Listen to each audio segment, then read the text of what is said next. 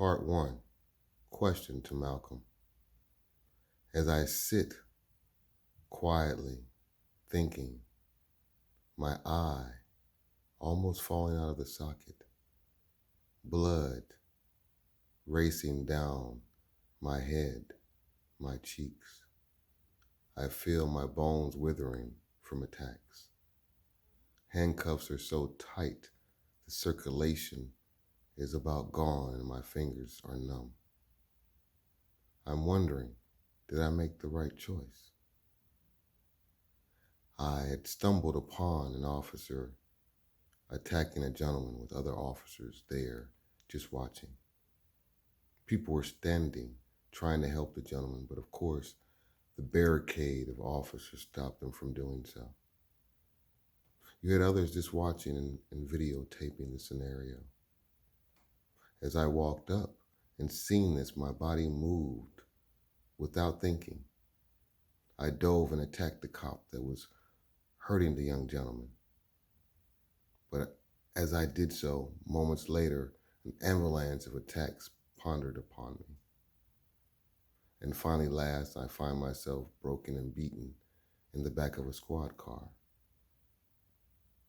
But as I glance over in the next squad car, there's the gentleman that was on the ground, looking as though he was about to keel over from lack of oxygen. He glances at me and simply smirks. I have to assume he's thanking me for being able to breathe normally once again. But did I make the right choice? I find myself once again pondering upon the same scenario years later. But this time, I actually have a firearm on me. I stand there and watch the cops about and the people standing watching once again. Cameras flashing, recorders going. I say to myself, if I run and tackle the officer, I know what happens next. But this time, I have a way of stopping the officer without even touching him. I run up and pull out my gun.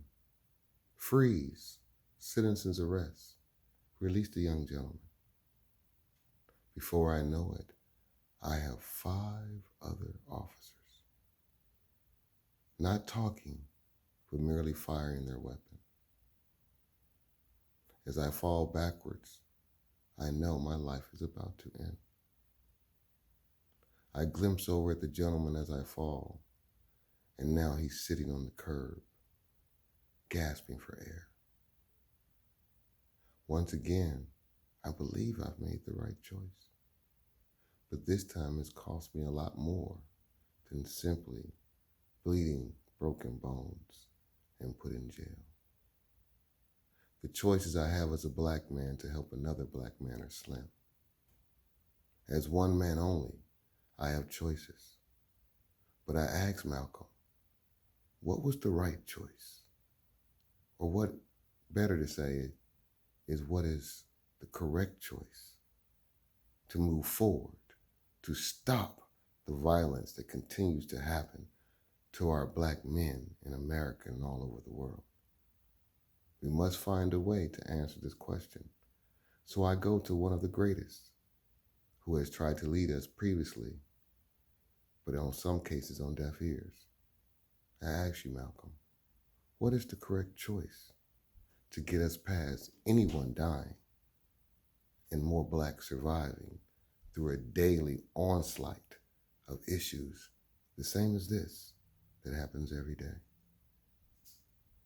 Once again, does it fall on deaf ears, or will I find an answer that will come out, that will lead us in the right direction?